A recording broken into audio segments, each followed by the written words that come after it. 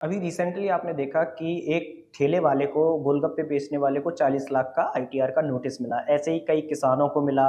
और अगर टोटल मामलों की मैं बात करूं तो 1,65,000 से ज़्यादा मामले 2025-26 जो असेसमेंट ईयर है उसमें आयकर रिटर्न के ऊपर नोटिस मिला है और उनकी जांच शुरू हो गई है। वैसे तो आयकर रिटर्न की लास्ट डेट 25 सितंबर है, लेकिन कई बार नोटिस ना गलती से आ जाता है और कई बार नोटिस जानबूझ के आता है। तो ऐसी कौन कौन सी गलतियां रहती हैं जिनकी वजह से आईटीआर टीम आपको नोटिस भेजती है? आईटीआर में, इनकम टैक्स में जो सबसे बड़ा मुद्दा है वो है हाई वैल्यू लेन देन को ना दिखाना।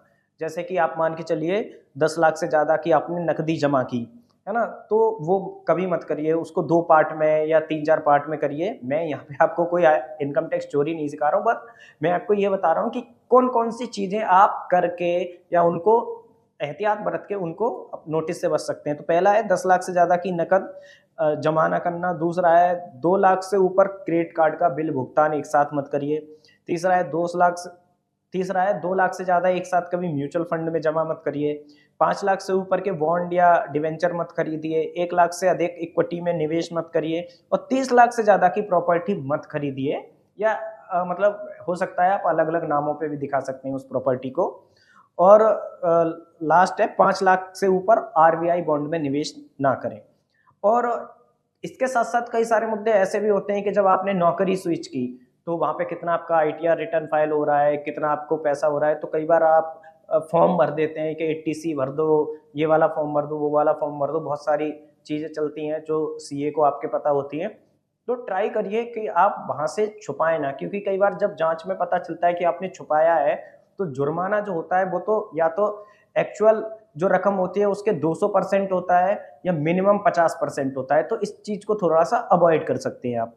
कई बार कुछ लोग क्या करते हैं कि बहुत सारा पैसा कैश में उठाते हैं। जैसे बहुत सारे प्रॉपर्टी डीलर होते हैं, उनकी रेंटल इनकम आ रही होती है, या कुछ लाला टाइप लोग होते हैं जो ब्याज का अच्छा खासा मोटी रकम कमा रहे होते हैं, लेकिन उसको कहीं दिखा नहीं रहे होते क्योंकि कैश में कलेक्ट कर रहे होते हैं। कई बार क्या होता है कि आप सही से आईटीआर भर रहे हैं, लेकिन ऐसा होता है कि आपकी सडन इनकम में गिरावट आ जाती है। अब इनकम में गिरावट का कारण हो सकता है इनकम टैक्स डिपार्टमेंट आपसे पूछ ले कि भाई सडन इनकम में गिरावट क्यों आई है।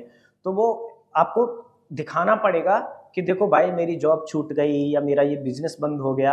आप ऐसे नोटिस को इग्नोर मत करिए, उसको टाइम पर रिप्लाई कर दीजिए। एक छोटा सा रिप्लाई आपको देना है और आप उसका रिप्लाई कर देंगे तय समय सीमा के तहत, तो आपको मुझे लगता है इस तरीके की चीजें नहीं आएंगी। अब बात करते हैं कि अगर आपको इनकम टैक्स का नोटिस आ गया है तो आपको करना क्या है। सबसे पहले तो आप ये चेक करिए कि उसमें जो नोटिस आया है उसमें आपका पैन नंबर और डीआईएन नंबर आपका सही लिखा हुआ है। हो सकता है माइट भी सेम नाम का कोई और पर्सन हो जिसका डीआईएन अलग हो, जिसका पैन अलग हो और गलती से आपके एड्रेस पे डिलीवर हो गया हो, क्योंकि we all are human beings, गलतियां सबसे होती हैं। हो सकता है ऊपर नीचे आपका एड्रेस हो गया हो और उसकी वजह से आपको गलत नोटिस मिल गया हो। और ऐसा हुआ भी है, मैं ऐसी हवाबाजी में बात नहीं कर रहा हूँ। आप देखेंगे तो कई सारे, मतलब कोई गरीब है झोंपड़पट्टी में रहता है, उसको भी इनकम टैक्स रिटर्न का, आयकर विभाग का नोटिस मिल गया है।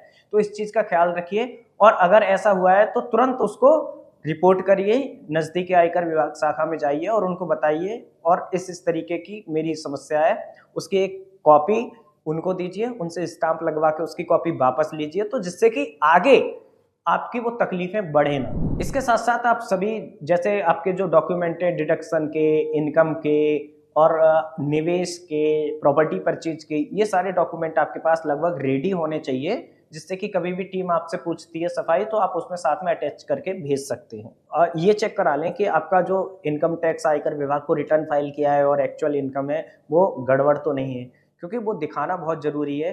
अगर आपकी इनकम गड़बड़ होगी या आपका बैलेंस शीट मिसमैच होगी तो उससे आपको फाइनेंस में, लोन लेने में, साथ में आयकर विभाग भी आपको परेशानियां इकट्ठी कर सकता है। इस वीडियो में इतना ही। बहुत बहुत धन्यवाद। जय हिंद।